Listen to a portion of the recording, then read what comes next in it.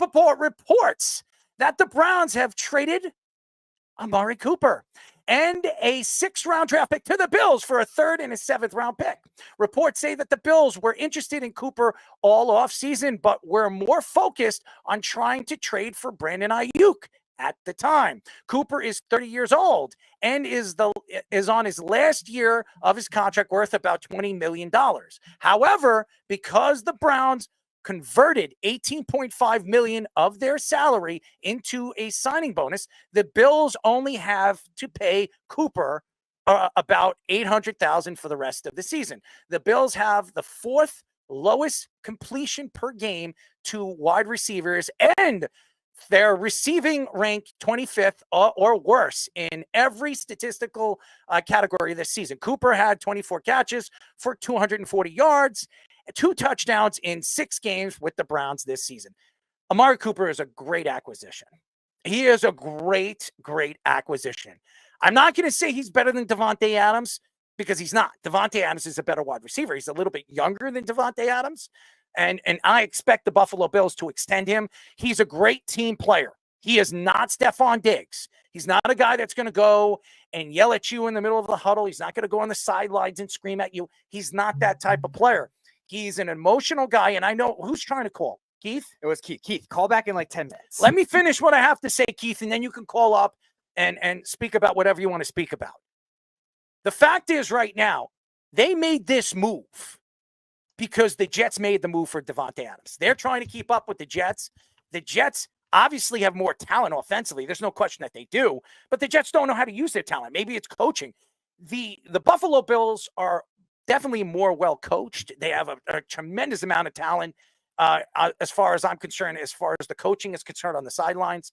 That has been the Jets' problem really going into the season. I've spoken about this on my show many, many times. One of the reasons why I did not feel the Jets were going to have a season like everybody thought they were going to have, I did think the Jets, if everything worked up to par with their talent, they were probably going to win 12 or 13 games. But I said, what scares me really about this team is the fact that they didn't bring in the right coach. I didn't think Robert Saleh was the right guy, and Nathaniel Hackett wasn't the right fit offensively. And to me, Jeff Ulbrich was a great defensive coordinator, but was he calling the defensive plays, or was it Robert Saleh? Nobody really can make that or even come out with the thought on really how or who was running that defensive side of the ball over the past season.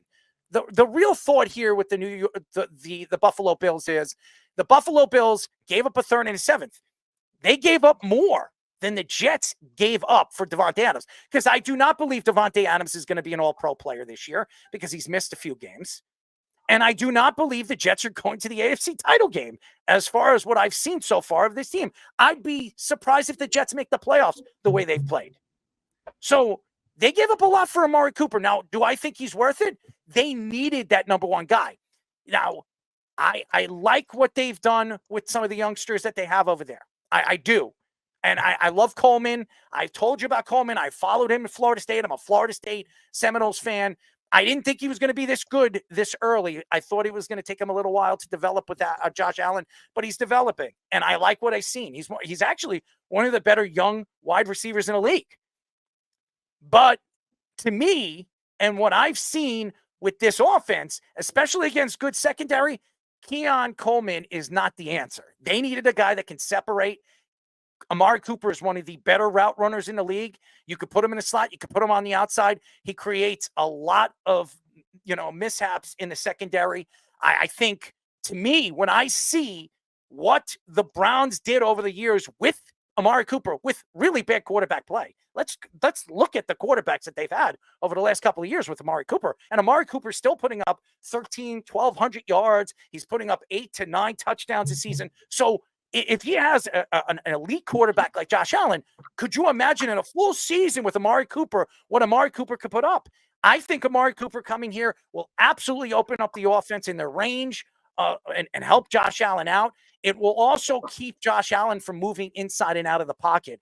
To me, one of the reasons why you've seen more of Josh Allen moving inside of the pocket and using his legs is because they don't have a lot of guys that can create space, and that's the wide receiver. So one of his strengths his strength is running outside of the pocket with his big body and getting those extra yards. They might not need to do that anymore. They might now be able to use Amari Cooper as a decoy in different flats, in different plays where it can open up the game, even open up the game for the running part. Even though Cook is playing very, very well this year. He's having his best season as an NFL running back. But now it could even open it up more with the weapons that they have. And here's another thing. Amari Cooper is a guy that fits in any locker room. You put him anywhere. He is a guy that will fit. He is not an emotional guy. He's pretty quiet, actually. He doesn't really say much. He's not like Davante Adams that he's going to complain that he doesn't get the ball. If he's helping and he's winning, it's all that matters to Amari Cooper. He wants to win. Davante Adams wants to win, but he also wants the ball. He doesn't have that ego as a football player. And anybody that knows anything about Amari Cooper, when he played for the Cowboys, when he played for the Oakland Raiders, he really didn't have an ego. He couldn't stand the Oakland Raiders organization because not that they weren't using him right. He didn't like the way he was being coached. He didn't like the players and certain quarterbacks, I'm not going to mention, around him. So I think Amari Cooper is a guy that is going to be a yes, sir type of guy. I think he's a tremendous fit for the Buffalo Bills. And to me, the best player, the best wide receiver available in free agency, or not free, I'm sorry, when it came to a trade, he was the best one out of all the guys that you've been hearing, even Davante Adams, because of the fact that he's not going to be a guy that's going to create problems in the locker room. Yeah, they needed to make this kind of move too. I was mentioning like the Jets trying to make the rivalry with Davante Adams, but also at the same time, all the other teams that were in contention to make that move for Amari Cooper. Buffalo needed somebody that, one, was affordable, because there's no way they could have afforded Davante Adams. The other one we were hearing was Cooper Kupp they were very interested in, but he's got a big contract, so they would have had to have the Rams take a bunch of that on. But because of the way that Andrew Berry restructured this deal, that was an inevitable type of thing for Buffalo to make work. Now, long-term, we'll see if they're able to sign him after this year. He is a free agent, but they need somebody that can get open quickly, because what you're going to see otherwise is what we talked about at the beginning of the season. Josh Allen, without these guys there, trying to force the ball down the field, which we saw in certain instances against the Ravens in that blowout loss. And these other receivers are not great at creating separation as it is. So they need somebody that can get open quickly. And he's a veteran guy, could move around the field and do so many different things. Like Errol was saying, a great leader. Stephon Diggs was that kind of guy for Josh Allen in the beginning of his career, but he's not the leader that he's mischievous. Yeah, he's mischievous, and he says a lot of stupid things, and he will go out and speak after the game and throw their quarterback under the bus. Amari Cooper is not that type of player. Even if he's not getting the ball, you could see Amari Cooper going into the locker room and speaking to Josh Allen one-on-one, not going on the sidelines and speaking back and forth and yelling at him, where it creates more problems in the locker room after the game. He's not that type of player. That's why he's the perfect fit for the Buffalo Bills. Davante Adams is a good fit with the New York Jets, but he's also a guy that's going to demand the ball. Now, if Garrett Wilson gets more looks than him in a game, how is that going to work with Aaron Rodgers? How is that going to work with Garrett Wilson? I'm interested to see how that's going to work if Davante Adams doesn't get the ball 10 to 11 times and Garrett Wilson in one game gets the ball 10 or 11 times. That's where I'm interested to see how it's going to work with the New York Jets. There is no argument who the number one guy is over there in Buffalo. It is Amari Cooper. Keon Coleman is the number two. So, and this is great for Keon Coleman because Amari Cooper is going to help him develop, just like Amari Cooper helped CeeDee Lamb develop as one of the better wide receivers in the league. So I think this is a great, great move. And was it worth the third and a seventh? As of right now, for what we've seen in the offense on Monday Night Football, absolutely. Let's just hope that after the season, after the contract's over, he likes Buffalo and he decides to stay with the Buffalo Bills. Right. The other thing I think it really helps too is Josh Allen's used to that kind of system where Amari Cooper could serve a Stephon Diggs role very well, and now Keon Coleman can serve like a Gabe Davis role. Now, I think Coleman has more athleticism than Gabe Davis, so I think long-term he'll be a better option for them. But for right now, that is what Josh Allen is comfortable with. And Dalton Kincaid is the other one that helps out too, who was struggling much at the beginning of the season. But he's a tight end, and everybody thought he was going to be the number one option, the number one wide receiver. He's not a wide receiver. He's a tight end. He's a guy that's going to be used as a blocker / tight end. Now, like you said, Speedy, it could open it up for him. But again, they need a guy that's going to be able to create space. And Amari Cooper, as long as he stays healthy, he can still create space. He's a great, great route runner. And again, it's going to open up the running game, because if you have weapons all over the field, or you can open up the field that I believe Amari Cooper is going to open up for some of the other guys, it's going to help Cook as a running back. It's going to help Josh Allen stay in that pocket and not make crazy, important plays that could cost him in later in the season, where he can get injured, he can get a concussion, he can hurt his shoulder, because we know Josh Allen over the last couple of years, he's had shoulder problems. You don't want to put him in harm's way. I think Amari Cooper is the perfect get for the Buffalo Bills. I think this is better than Devontae Adams. I really do. This could absolutely be the move that they needed to make, where that can get him right back as one of the elite teams in the AFC. The reason I mentioned Kincaid, though, I think they were trying to force Kincaid to have to separate on corners, which I think is harder for him to do. Now, he's still one of the faster, quicker guys off the line of scrimmage for a tight end, but now you have Amari Cooper that could do that kind of guy, leaving Kincaid more versatility in the slot. And I think that's the reason I think he's going to flourish more with this. And if you have him in fantasy, you definitely play him, because Josh Allen is going to get him the ball. He's going to have games. As long as Amari Cooper stays healthy, you're going to see 200-yard games. You're going to see two to three touchdown games. That's how good Amari Cooper was. Look at what he did with Joe Flacco when he came to the team last year. Look at what he did. I remember the 3-touchdown game where he had over 250 yards. This is a guy that can change a game. So can Devontae Adams. But you have all these different personalities over there in New York, and you don't even know who the head coach is. Jeff Ulbrich, who's never had coaching experience. They have a coach that has coaching experience and a guy that is, in the driver's seat now in Josh Allen. I think he is more excited on Amari Cooper than any player the Buffalo Bills have ever landed since he's been there. So I think this is a great move by the Buffalo Bills. You haven't mentioned one guy though, fellas. And before he got hurt, he actually was leading the team, and kind of they were running the offense through Khalil Shakir, who's this really good slot option for them, who now, as you were saying, it's going to unlock other guys. This is the guy it unlocks. They had him do crossing routes to try to just have Coleman see if he could get open. If not, you got Shakir coming across on the shallow. That was the offense for a while. The teams picked up on it. Shakir got banged up, and it just stopped working. Well, guess what happens now? Now you don't have to worry about just Coleman getting open on the side. Now you got this man, Cooper, everywhere on the field. And now you can do all these different other things with Shakir. He could be more that gadget guy that you kind of want him to be.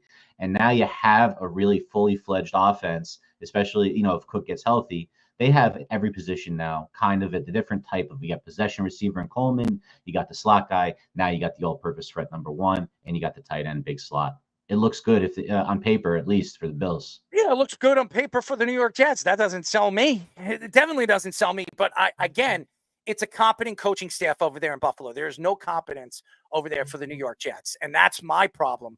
I don't know how this is going to work with a rookie coach, a guy that's never coached an NFL team, and he's a defensive coordinator. He's never coached the offensive side of the ball. He's never coached special teams. We all know what the Buffalo Bills could do if they have weapons, and especially a weapon that doesn't open his mouth too much. This is the guy. I love this move for the Buffalo Bills.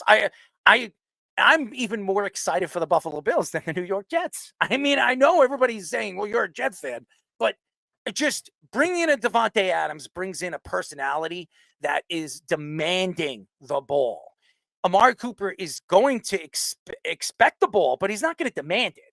And Josh Allen is definitely going to accommodate him, because he's a guy that is absolutely going to open up many different paths and many different doors for this offense, as you were saying, Mr. Fish. ESPN reports that Mike Tomlin is considering starting Russell Wilson at quarterback this week instead of Justin Fields. Big mistake. Tomlin added he was always considering giving Wilson a shot to start once his calf injury was healed. He also said he wouldn't rule out playing both quarterbacks as part of their game plan versus the Jets. Stephen A. Smith said that Justin Fields hasn't proven himself enough this season and isn't surprised they are switching to Wilson.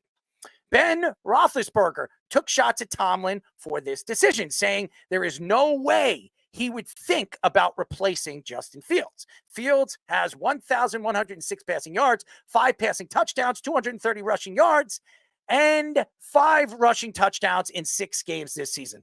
This is a terrible, terrible move by the Pittsburgh Steelers, especially on Sunday Night Football. This is in front of the world. This is going to be obviously Davante Adams' first game as a New York Jets. It's Aaron Rodgers. It's Jeff Ulbrich. Everybody's going to be watching this. And I'm not even speaking about New York. You're talking about, I believe, the biggest when it comes to a fan base in the Pittsburgh Steelers fans. And Mike Tomlin is going with Russell Wilson, the guy that we've heard over the years don't get along with people in the huddle, don't get along with people on the sidelines, don't get along with people anywhere. We all know he's married to Ciara. I mean, that's probably the biggest story for him over the last couple of years. I just think you have a quarterback that can do so many things on a field that Russell Wilson can't do. Now, Russell Wilson used to have great legs inside and out of the pocket. He doesn't use his legs as much anymore. He's become a more pocket-present quarterback. With Justin Fields, you can run with him, a.k.a. the Jets. They can't stop the run.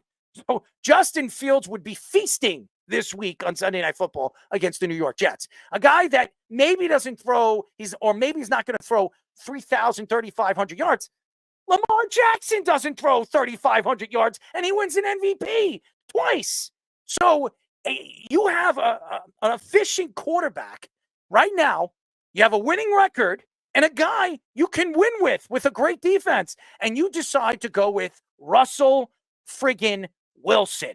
It doesn't make sense. I like Mike Tomlin, and to me, he has been one of the more efficient coaches in the NFL, and maybe in NFL history. He's never had a losing season as a head coach. It's pretty amazing what he's done as the Pittsburgh Steelers head coach.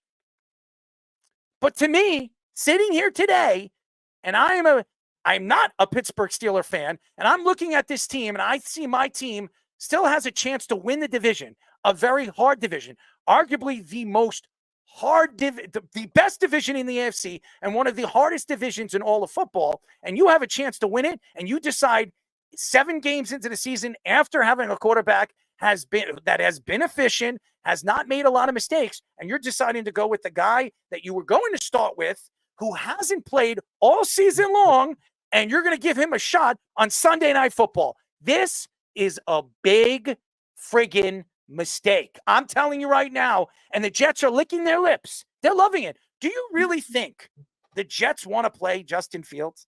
Honestly, you have to plan more against a guy like Justin Fields than you do with a guy like Russell Wilson. You know what Russell Wilson's going to do? He's going to stand in the pocket. He's going to make terrible choices in the middle of the field, throw the ball in different places where it wouldn't make sense. He doesn't have any chemistry with the wide receivers over there yet. I mean, George Pickens is actually playing well right now, and you're going to say, you know what?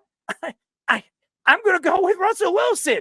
It's a dumb move. And here's another thing that I think it could affect. And I'm going to say this because the one thing that is their big strength is their running game. If you're playing Russell Wilson likes to throw. He's not going to, when push comes to shove, especially in the fourth quarter, which if Pittsburgh has the lead, they like to run the ball. Russell Wilson is going to want to put the dagger. He's going to want to lay the dagger on. He's one of those quarterbacks who has these ego. He's an egotistical player. He is going to stand in that pocket, and he's going to audible plays because he sees something, and he's going to make stupid plays. We've seen it. Aaron Rodgers has done it this year. And you have to play your game. And I don't know if Russell Wilson knows how to play his game. He was over there with the Broncos. He played what he wanted to play. Everybody says, well, he had a good season last year with Sean Payton. Did he? Did he really? I really don't think he had a good season like everybody thought he did. The fact is if they thought he had a great season last year, why did they decide to get rid of him? That's my question. They're actually paying his contract, and he's making $1 million right now, or $1.6 million over there in Pittsburgh. That's why Pittsburgh made that move to bring him in, because they don't have to pay him. So I just think this is great for the Jets. This is great. So if you're a Jet fan, you should be very happy that Justin Fields is not playing on Sunday Night Football, because I think Justin Fields would have embarrassed the New York Jets in that running game, because that running game right now is putrid. CJ Wilson might be coming back. He might be coming. I don't know if he's definitely coming back, but what I've heard is he could. If he comes back, it will help their run-stopping game. But nevertheless, I just think this is a terrible, terrible move on national television. I might have done it if it was like a Sunday afternoon game and not everybody's watching it, so nobody's going to point their fingers. Could you imagine if something goes wrong with this? And remember, Pittsburgh needs this game. They're in a division with Baltimore and the Bengals. The Bengals are right now playing good football. The Bengals were 0-3. Everybody, usually teams that are 0-3 never make the playoffs. As a matter of fact, I think only 7 teams have ever done that. So, and the Bengals have won 2 games. The Bengals are getting back into this race, and the AFC hasn't pulled away. All these teams in the AFC are mediocre. So the Bengals still have a chance to make the playoffs. Joe Burrow and that Bengals team, with Higgins back playing at the top of his game, has a chance to make the playoffs. You do not want to go into a game where the Jets need this game more than you do, and you're going to take out your starting quarterback for Russell friggin' Wilson. You usually only see these types of moves when your team is stupid, when your team is talented. Tomlin. When your team is struggling and that's perfect right there. When you have a losing record, like you saw the Ravens, and when Joe Flacco was still there, they switched to Lamar Jackson. They were 4-6 at the time. Lamar Jackson goes on the big winning streak. The only one I remember seeing that was with a winning team was the Niners switching from Alex Smith to Colin Kaepernick. That was the only one I've seen that was successful that worked out, and it worked for them because Kaepernick was great in the postseason. But remember the Browns, when they switched from Brian Hoyer to Johnny Manziel, were actually leading the division in 2014, and I think they lost all but one game the rest of the season. And that's something you want to avoid if you're somebody like Mike Tomlin. It's an unnecessary thing right now, and definitely in the short term. The Jets have struggled against running quarterbacks for years, and that's a matchup nightmare that I think Russell Wilson or Justin Fields could have had. Russell Wilson does not have that same level of legs, so kind of bizarre they did it right now. I know they want to get more passing offense into this team with Justin Fields under 200 yards, but it makes no sense. It also, and Speedy, you go get a drink or something. You always you speak too much, you speak too fast, and then you need to get some water. So go get some water. Go into the kitchen, get some water. If you can't, you're not breathing right over here. I do believe sitting here today, if you're a New York Jet fan, you should be happy. This is something to be happy about. I'm happy. I'm happy to hear that Justin Fields is not playing in the game. And I know Justin Fields isn't happy, but guess what?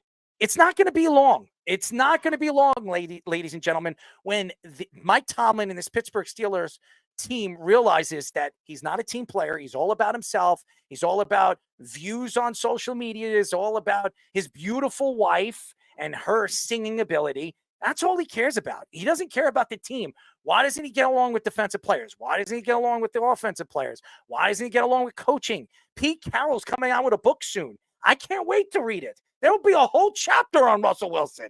I mean, seriously, it's going to be a whole chapter on Russell Wilson. I would love to hear the inside source and that in Pete Carroll, because I know Pete Carroll for years was kissing his ass because he won a Super Bowl with them.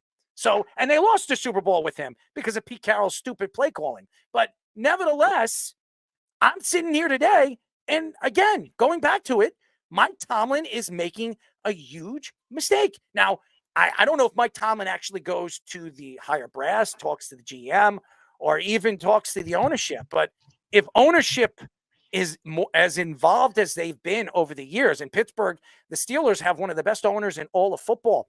If he actually went to talk to ownership, how could ownership actually agree to this? I think this is a very dumb move. And by the way, the players are probably upset about this too. They love this kid. Do you know that the Chicago Bears, every single one of those players did not want to trade Justin Fields? As good as Caleb Williams could be and what he's done so far this season, and he looks like he's going to be a good quarterback, Justin Fields has had Matt Eberflus as his head coach. Matt Eberflus. This guy, to me, is a defensive coordinator, and I know what you're going to say, Keith. Well, what about defensive coordinators? You can't develop. He can't develop anybody. I don't even know if he can develop himself or his wife as a woman. I don't even know what he does in his private life. Okay? He doesn't know how to develop players. That's for damn sure. This offense, as good as the talent that he has around him, this team should be even better than they are. So I don't see Matt Eberflus coming back next year. And then you're going to see Caleb Williams having, yet again, another head coach. That doesn't help young quarterbacks. If you look at Justin Fields was in Chicago for how long? He was in Chicago for 4 years, 5 years. How many coaches did he have? Two coaches in 2 years. How many offensive coordinators did he have in 5 years? I rest my case. It doesn't work.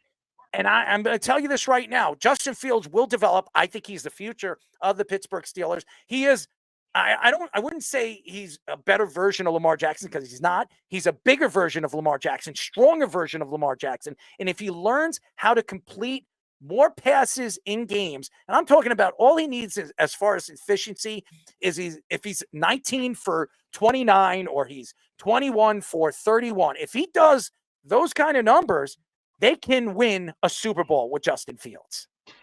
Speedy, I'm gonna partially blame the analytics community here. We always say that you're the Einstein of analytics, Speedy. You tell me why all of the darlings of analytics think Justin Fields is terrible, because that's what you keep hearing. You keep hearing that he is not a good passer. He has low passer ratings, but it makes up for it with his legs, except for games when they stop his legs and then they can't do anything. It hasn't been that bad this season with the Steelers. He's got a 71.4 PFF grade, which is, like average to above average for a quarterback. So why do teams just keep giving up on him? It's his 4th year in the league. Is it a leadership thing? It seems like people like playing for him. So I don't think it's a leadership thing. Is it just teams can't bear to watch guys not be able to make reads to open receivers? Because I think that's what they're saying. But have the Steelers guys have been that open outside of Pickens? It's just very confusing what they're doing over there. So it makes me think it's a different reason. And Errol, you know what the reason is? It's the dangerous tour of, having to throw his weight around, and you've got to appease those people. I guess even though he's not being paid very much, he still finds a way to get his way. Look, this guy can't move the same way. Tomlin said it. He's like, he doesn't have the legs as Fields. We all know that. Let's not pretend that he does. It's not that he's immobile, but the whole thing that made Russell Wilson so good when he was younger is very similar to Aaron Rodgers, that they would be able to change, the launch point of the football, so that teams, when they pass rush, he would make them wrong by rolling like up into to the right and then come up a little bit so that the rushes don't get there. He was brilliant at that, maneuvering outside of the pocket, not necessarily a scrambler, which he did a little bit of, but just maneuvering and being able to get the ball off, even though he's 5'10", right? So guess what? Now he's not fast enough to do those moves. He's not as good at it. So now he's a short pocket passer. That's not a recipe for success. Only Drew Brees, the only guy I know around that height. He's taller. Drew Brees had a sensational arm, one of the greatest arms I've ever seen, and one of the more accurate arms we've ever seen in NFL history at his size. And now, ladies and gentlemen, we do this every single week. If you're a betting man or woman, or anybody that likes sports, you should be listening to this, as we call this Let's Parlay.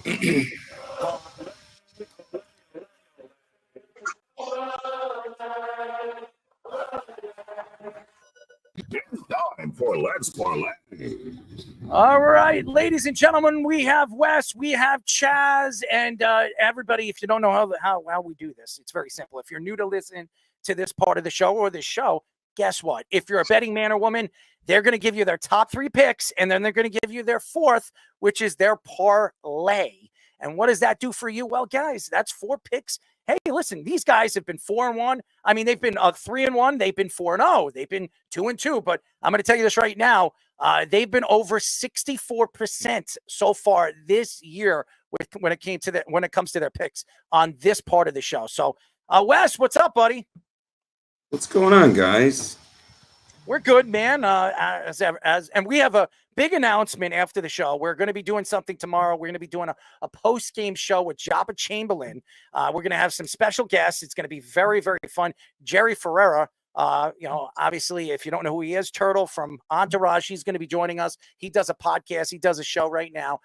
He's going to be joining us, and we're going to be doing something after the Yankee game at 8 o'clock. It'll be an hour post game, but there's going to be a big announcement where you can actually win some money. So Jabba, me, Ferreira, and maybe other guests for an hour post game show. It's going to be fun. But anyways, are you guys ready? Chaz, by the way, how are you, man? Well, I was 4-0 last week, so I'm pretty damn good. Yeah, you look like you're growing a beard, man. You're getting whiter. Actually, you know what? I'll give you a quick story. I got my Costco card redone today, and I guess the last time I had it, I had my Aztec on, and I had the same shirt, and I had a beard. I didn't shave for a few days. And you know what? You can see I'm older, but it was pretty much me.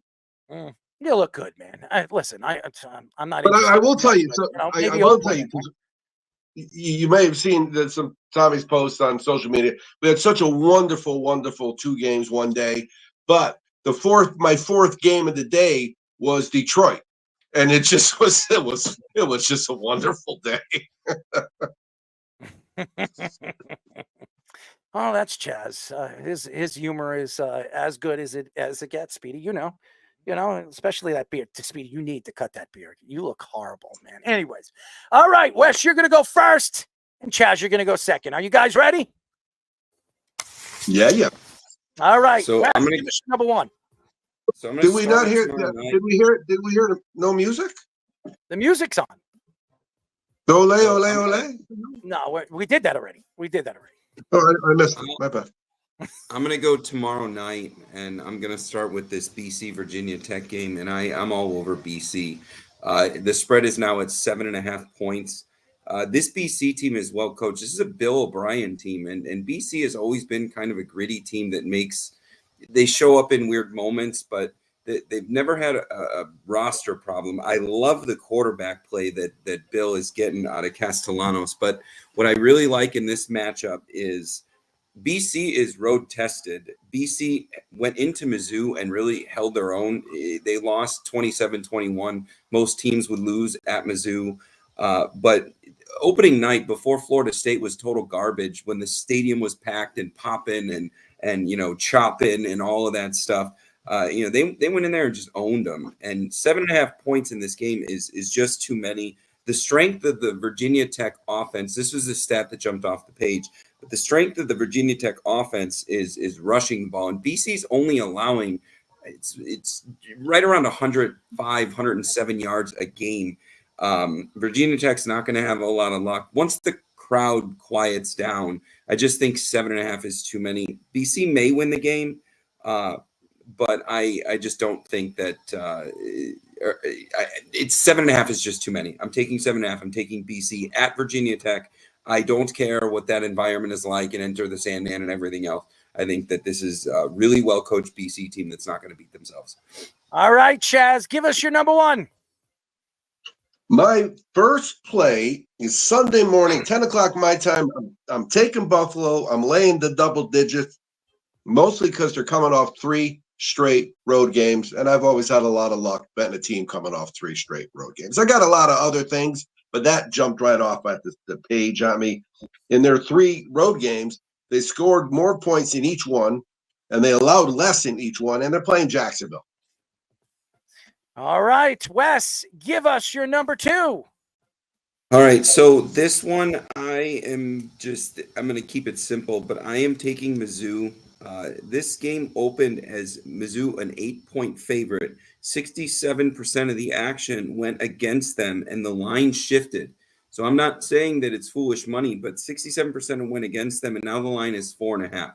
So Mizzou at home, I am laying the 4.5. I see tremendous value in that line. This is one of the top 10 teams in the country. Love the quarterback play. I don't know why this Mizzou quarterback is not getting the same type of hype as a guy like Carson Beck as an NFL prospect, but I'm going to lay 4.5. I think Mizzou is going to win by a touchdown. Okay. Mr. Chaz, give us your number 2 pick of the day. It'll be the same time, Sunday morning, 10 o'clock my time. I've got over in the Seattle-Atlanta game. Seattle, in their last 3 in the first half, they've allowed 60 points, and for the game, they've allowed 101. And Atlanta, in their last 4 first halves, they scored 14 or more in all of them, and they allowed 13 or more in all of them. And remember, those for the parlay, we count just the games. If I bet it for the game, I have it for the first half too. Okay, Mr. West, Did your I say 50? I apologize. Did I say 51 on that? It's 51. 51. Okay, so Speedy, write that down. Wes, give us your third. So this is a big one. This is one where every single thing that I did from Sunday going all the way into Saturday, a piece of the action is going on this game. I'm taking Georgia money line against Texas at Texas. When I look at this game, you kind of have to go back to last season a little bit to just kind of have a comp. But Georgia thus far has played a true SEC schedule. They haven't played the best of the. Sorry, my kid is saying hello to me. Good night, buddy. Do you want to give everybody a OH? I-O? You could say hello. You could say hello. Come here. We Come could say here. hello. Say OH. I-O. There you Ohio go. State. He knows. That video, Wes, was so cute to him. Well, he was. I had made pastrami that day from scratch, so that's what was in his mouth. This Georgia game, I go back to last year, and when they got into their ranked opponents and just the showtime of their schedule, they played Mizzou, they beat them 30-21. Then they took and Mizzou was ranked number 9. Then they turned around and they played Ole Miss, who was ranked number 8 or number 9, beat them 52-17. Then they did Tennessee, who was ranked in the teens, beat them 38-10. So Georgia knows when showtime is, and thus far this year they've played at Kentucky, at Bama, they played Mississippi State, they played Auburn. The only true taste of the SEC that Texas has had this year was at Oklahoma, which is not an SEC team. I'm sorry. They are SEC, but they haven't truly gotten into that traditional South style of a roster. And the more I break it down, the tougher games that Texas played last year, Sark does this thing where he calls the game. So against Oklahoma State, Ewers threw the ball 46 times. Against Washington, which we knew was a loss, Ewers threw the ball 43 times. If you drop back and throw the ball more than 35 times against Georgia, you're going down and you're going to get hurt. If Ewers has anything like a bad game, that entire bench is going to have a major controversy, and the crowd is going to get involved chanting for Arch, and there's going to be a real divide. Georgia is going to get after the quarterback. I see this being a signature Georgia win. You got to throw the Bama game out the window. Georgia knows what time this is. This is money line at plus 165. I don't even know the spread. Georgia's going to win. Chaz, give us your number 3. My number 3 is Sunday, 125. I'm sticking with San Francisco first half team total over. I've hit on it 4 straight weeks, I think, and I'm not going to stop now. And one of the things that I did notice is on the road, Kansas City in the first half is 1-7 against the spread in their last 8. But I don't care who wins. I just need 11 points. All right, Wes, give us your number 4 of the night, your final pick. So I'm going to the NFL, and I'll give you the play, and then I'll give you a bonus on it. But I'm looking at Green Bay and Houston, and so in Green Bay's wins, they hold the opponent to an average of 14 points this season. So then I look at Houston on the road. They are allowing points. Houston on the road, they're not scoring points. They're averaging under 20 points on the road. The points allowed for both teams is an average of 20 and 21. So if you are of the belief that these offenses are going to show up, then what I'm about to tell you is you can just throw it out the window because you don't believe in what I'm saying here. But I'm looking at the number, and this is just not a sexy play. They're not fun, but I'm going under the 48.5. I believe that the defenses are going to show up. You look at the points that Green Bay allows at home. They're only allowing 18 points at home. If you just combine what both teams are allowing, it's under the total. So the play here is under 48.5. I got it right when the line came out. But the bonus play of it is lay 2.5 Green Bay at home. All right, Wes. I'm sorry. All right, Chaz, give us your final pick of the night. I'm coming back with another winner. I keep betting Baltimore's game's over, mostly because I sit there with a girl who's wearing purple nails. She's got a different jersey on every week, and every week it's the same thing. I say that's the only girl I'm going to be around with. I'm just saying, maybe other people don't know. I know that's not true because sometimes the girls with the pretty fingernails cost more money than I can afford. But that being said, they're a sieve on defense. Their defense just doesn't stop anybody. People march up and down the field on them. So it's Tampa Bay, who scored a wee bit recently. Then they put up 50, and the over is 49.5, and that's Sunday Night Football. That will be the first bet I make, though, because it's the last bet on my ticket. All right, boys. We really appreciate the time as always, Wes. We will talk in the next 24 hours. And Chaz, we will talk too. I haven't got a chance to speak to you. It's been very, very busy for me, but we will talk as well. Yeah, no worries. It was a holiday weekend. Let me see if I can go 8-0, and then it'll be even better talk. Always be cashing, guys. Always be cashing, fellas. All right, boys. Let's parlay. If you guys are a betting man or woman, you should be listening to it every single week. Moneyline Mania that we air every single Saturday night on 103.9. They're fantastic. Moneyline Mania, they're over 76%. 76%. So if you're a betting person, go and listen to the Weekend Crunch on 103.9 FM every single week, and you get a chance to win some money. We're giving you free money, ladies and gentlemen. We're helping you out on, maybe paying, certain bills, your light bill, your cell phone bill, your oil bill, whatever. There you go. As our executive producer, Mr. Fishman, posting up their picks, and a nice, beautiful face over there for the old Chazzy boy. All right. In just about 9 minutes, we'll have our second guest. Nick Goody will be joining us. Like we said, we were getting Nick involved with the Yankees if they got into the ALCS, and they are up 2-0. So it'll be fun to have Nick on and his opinion on the New York Yankees.